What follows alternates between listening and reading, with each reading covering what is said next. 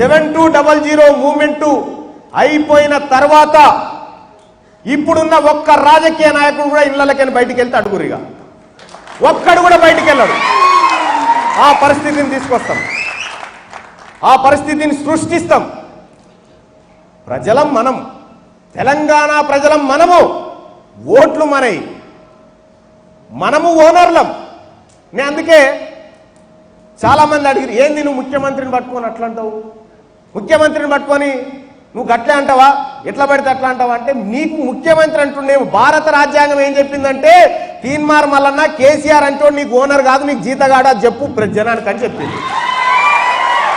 5 సంవత్సరాలకు నా తల్లులు, నా అన్నలు, చెల్లెళ్ళు వీళ్ళంతా రూపాయి జమ చేసి జీతం ఇచ్చి పెట్టుకున్న జీతగాడు కేసీఆర్ అని చెప్పిన. నేను జీతగాన్ని కాదు అని కేసీఆర్ని చెప్పమని ఇప్పుడు చూద్దాం. నేను జీతగాన్ని కాదు ఓనర్ని అని చెప్పమని చూద్దాం.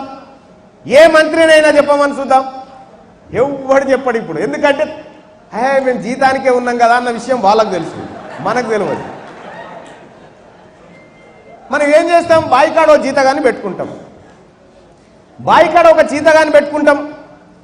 పని చక్కగా చేయకపోతే ఏం చేస్తాం, కూర్చోబెట్టి మేపం కదా, వాడిని తీసేసి ఇంకొని పెట్టుకుంటాం. రేపు కేసీఆర్ని గదే పని చక్కగా లేదు, తీసేసి ఇంకొని పెట్టుకుంటాం.